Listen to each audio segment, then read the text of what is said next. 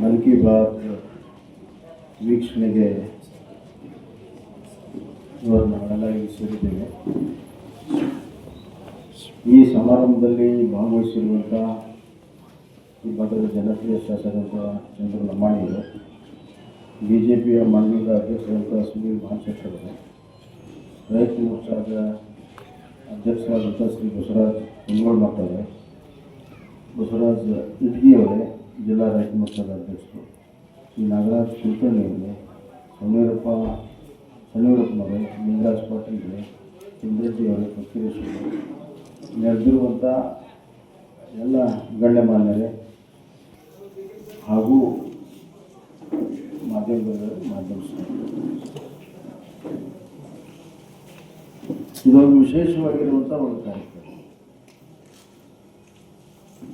ಹಿಂದಿನ ಯಾವುದೇ ಪ್ರಧಾನಮಂತ್ರಿಗಳು ಮಾಡದಿರುವಂಥ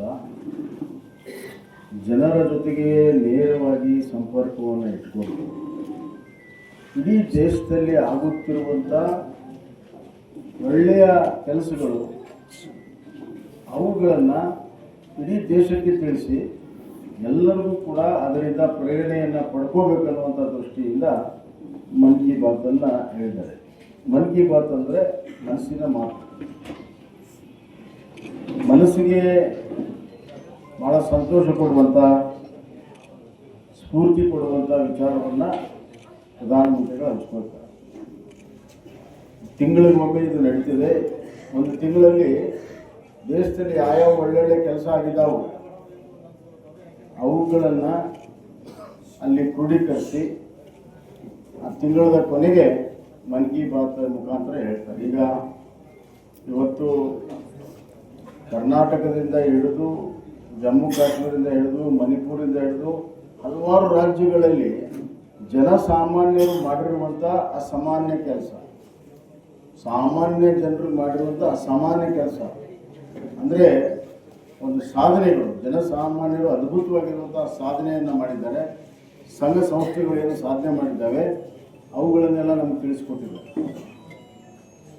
ಉದಾಹರಣೆಗೆ ದುಬೈದಲ್ಲಿ ಇರುವಂಥ ಮಕ್ಕಳಿಗೆ ಕನ್ನಡ ಕಲಿಬೇಕನ್ನುವಂಥ ದೃಷ್ಟಿಯಿಂದ ಹೆಂಗೆ ಕನ್ನಡ ಶಾಲೆ ಶುರುವಾಯಿತು.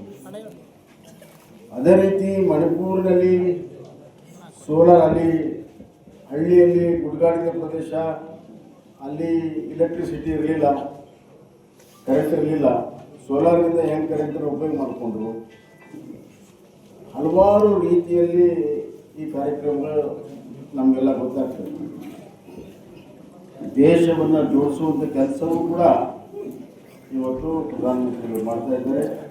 ದೇಶದಲ್ಲಿ ಸಾಮಾನ್ಯ ಜನರನ್ನ ಹತ್ತಿರದಿಂದ ಕೇಳುವಂಥ, ಮಾತನಾಡಿಸುವಂಥ ಒಂದು ದೊಡ್ಡ ಪ್ರಯೋಗ ನಿರಂತರವಾಗಿ ನಡೆದಿದೆ. ಇದು ವರ್ಷದ ಕೊನೆಯ ಮನ್ ಕಿ ಬಾತ್. ಮುಂದಿನ ವರ್ಷ 26ರಿಂದ ಮತ್ತೆ ಜನವರಿಯಲ್ಲಿ ಪ್ರಾರಂಭ ಆಗ್ತದೆ. ಇವತ್ತು ಇದರಿಂದ ಭಾಳಷ್ಟು ಜನರಿಗೆ ಲಾಭ ಆಗಿದೆ, ಭಾಳಷ್ಟು ಜನರಿಗೆ ಪ್ರೇರಣೆ ಸಿಕ್ಕಿದೆ. ಇವತ್ತಿಲ್ಲಿ ಸುರುಳಿ FPO ಇದೆ. ಈ FPO ಹುಟ್ಟಿದ್ದು ಇಂಥ ಒಂದು ಮನ್ ಕಿ ಬಾತಿನಲ್ಲಿ ಕೆಲವು ರೈತರೆಲ್ಲ ಸೇರಿ ಒಂದು ಸಂಸ್ಥೆಯನ್ನು ಪ್ರಾರಂಭ ಮಾಡಿದ್ರು. ಅವರು FPO ಅಂತ ಕರೀತಿರಲಿಲ್ಲ. ಆ ಸಂಸ್ಥೆ ರೈತರು ಬೆಳೆದಂಥ ಮಾಲನ್ನು ಅವರೇ ಮಾರಾಟ ಮಾಡಿ ಅದರ ಲಾಭವನ್ನು ಹಂಚ್ಕೊಳ್ತಾ ಇದ್ದಾರೆ. ವೈಯಕ್ತಿಕವಾಗಿ ಮಾರಾಟ ಮಾಡೋದಕ್ಕಿಂತ ಎಲ್ಲ ಸಾಮೂಹಿಕವಾಗಿ ಮಾರಾಟ ಮಾಡಿ ಒಳ್ಳೆಯ ಧಾರಣೆಯನ್ನು ತಗೊಂಡು ರೈತರೇ ನಡುಕಿನ ದಲಾಲಿಗಳನ್ನು ದೂರ ಮಾಡಿ ರೈತರೇ ಮಾರಾಟ ಮಾಡಿರುವಂಥ ಒಂದು ಪ್ರಯೋಗ ಇತ್ತು. ಅದು ಗೊತ್ತಾದ ಮೇಲೆ ಅದನ್ನು ಮನ್ ಕಿ ಬಾತಲ್ಲಿ ಪ್ರಧಾನಮಂತ್ರಿಗಳು ಹೇಳಿದರು. ಆವಾಗ ಒಂದು ವಿಚಾರ ಹುಡುಕ್ತವ್ರಿಗೆ, ಇದು ಇಡೀ ದೇಶದ ತುಂಬ ಇದನ್ನು ಯಾಕೆ ಮಾಡಬಾರ್ದು ಅಂಥೇಳಿ ಇವತ್ತು ನಮ್ಮ ಸುರುಳಿಯ ರೈತ ಉತ್ಪಾದಕರ ಕಂಪನಿಯನ್ನು ಮಾಡಿದ್ದಾರೆ. ಇದು ಕೂಡ ಬಹಳ ಚೆನ್ನಾಗಿ ನಡೀತಾ ಇದೆ. ಇಲ್ಲಿ ಲಾಭ ಎಷ್ಟು ಮಾಡಿರಪ್ಪ? 1000 ಶೇರ್ದಾರ್ ಇದ್ದಾರೆ ನೋಡಿ, 3.5 ಕೋಟಿ ರೂಪಾಯಿ. ನಾವು ಯಾರೂ ಕೂಡ ಅನ್ಕೊಂಡಿರಲಿಲ್ಲ ಸುರುಳಿಗೆ 3.5 ಕೋಟಿ ರೂಪಾಯಿ ವ್ಯವಹಾರವನ್ನು ಮಾಡೋಕ್ಕೆ ಸಾಧ್ಯ ಇದೆ ಅಂತ. ನಮ್ಮೊಳಗೇ ಗೊತ್ತಿರಲಿಲ್ಲ. ನಮ್ಮ ಸಾಮರ್ಥ್ಯ ನಮಗೆ ಗೊತ್ತಾಗ್ತದೆ. ನಾವು ಬೇರೆಯವರ ಮೇಲೆ ನಂಬಿಕೆ ಇಡ್ತೇವೆ. ಇಲ್ಲಿಯೇ ಹುಡುಗರು ಪ್ರಾರಂಭ ಮಾಡಿ 3.5 ಕೋಟಿ 1,000 ಶೇರ್ದಾರನ್ನು ಮಾಡಿ 3.5 ಕೋಟಿ ಟರ್ನ್ ಓವರ್ ಮಾಡಿ ಅದರಲ್ಲಿ 10, 15, 20 ಲಕ್ಷ ರೂಪಾಯಿ ಲಾಭವನ್ನು ಮಾಡಿ ಒಂದು ದೊಡ್ಡ ಸಂಸ್ಥೆಯಾಗಿ ಬೆಳೆಯೋದಕ್ಕೆ ಸಾಧ್ಯ ಇದೆ. ರಾಯಚೂರಿನಲ್ಲಿ ಇಂಥದ್ದೊಂದು FPO ಇದೆ. ಅವರು ಇವತ್ತು 200 ಕೋಟಿ ರೂಪಾಯಿ ಟರ್ನ್ ಓವರ್ನ ಮಾಡ್ತಾರೆ. 200 ಕೋಟಿ ರೂಪಾಯಿ ಟರ್ನ್ ಓವರ್ನ ಮಾಡ್ತಾರೆ. 200 ಕೋಟಿ ರೂಪಾಯಿ ವ್ಯವಹಾರಗಳನ್ನು ಮಾಡ್ತಾರೆ. ಒಂದು ಸಣ್ಣ ವಿಚಾರ, ಒಂದು ಸಣ್ಣ ಪ್ರಯೋಗ, ಒಂದು ಸಹಕಾರ ಮನೋಭಾವನೆಯಿಂದ ಹುಟ್ಟಿರುವಂಥದ್ದು ಇಡೀ ದೇಶವ್ಯಾಪ್ತಿ ಇವತ್ತು ರೈತರಿಗೆ ಜಾಗೃತಿ ಮೂಡ್ತಾ ಇದೆ. ಇಂಥ ಸಂಸ್ಥೆಗಳು ಹೆಚ್ಚು ಬರಬೇಕು, ರೈತರಿಗೆ ಮಧ್ಯವರ್ತಿಗಳ ಕಾಟ ತಪ್ಪಬೇಕು ಮತ್ತು ರೈತರಿಗೆ ಹೆಚ್ಚಿನ ಲಾಭ ಸಿಗಬೇಕು. ಆ ದೃಷ್ಟಿಯಿಂದ ಇವೆಲ್ಲವನ್ನು ಕೂಡ ಮಾಡಿದ್ದೇವೆ. ಇದೊಂದು ಸಣ್ಣ ಉದಾಹರಣೆ. ಅದೇ ಥರ ಹೆಣ್ಮಕ್ಳು ಕೈ ಕೆಲಸವನ್ನು ಮಾಡಿ ಅದನ್ನು ಮಾರಾಟ ಮಾಡುವಂಥದ್ದು ಹಲವಾರು ಕ್ಷೇತ್ರಗಳಲ್ಲಿ ಇವತ್ತು ಭಾಳಷ್ಟು ಹೈನುಗಾರಿಕೆ ಇದೆ, ಮೀನುಗಾರಿಕೆ ಇದೆ. ಹಲವಾರು ಕ್ಷೇತ್ರಗಳಲ್ಲಿ ಸಮಗ್ರ ಕೃಷಿಯನ್ನು ಇವತ್ತು ಮಾಡ್ತಾ ಇದ್ದಾರೆ.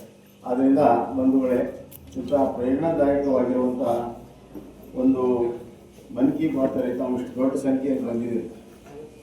ಭಾಳ ದೊಡ್ಡ ಈಗ ನೋಡ್ರಿ, ನಿಮ್ಮ ಊರಾಗ ಈ FPO ಬರೋಕ್ಕಿಂತ ಮುಂಚೆ ಮಣ್ಣು ಪರೀಕ್ಷೆ ಮಾಡೋಕ್ಕೆ ನೀವೇನು ಹೋಗ್ಬೇಕು? ಹುಲ್ಕೋಟಿಗೆ ಹೋಗ್ಬೇಕು. ಹುಲ್ಕೋಟಿ ಈಗ ಇಲ್ಲೇ ಸಿಗ್ತಾ ಇದೆ. ನೋಡಿ ಎಷ್ಟು ಬದಲಾವಣೆ, ಭಾಳ ದೊಡ್ಡ ನೀರಿನ ಪರೀಕ್ಷೆನೂ ಕೂಡ ಇಲ್ಲೇ ಮಾಡ್ತಾರೆ. ಹೀಗಾಗಿ ನೈರ್ಮಲ್ಯವಾಗಿರುವಂಥ ನೀರನ್ನು ಕುಡಿಯೋ ಸಲುವಾಗಿ ಮತ್ತು ಮಣ್ಣಿನ ಪರೀಕ್ಷೆ ಮಾಡಿ ಯಾವ ಗೊಬ್ಬರ ಎಷ್ಟು ಹಾಕಬೇಕು, ಯಾವ ಬೀಜ ಎಲ್ಲಿ ಹಾಕಬೇಕು,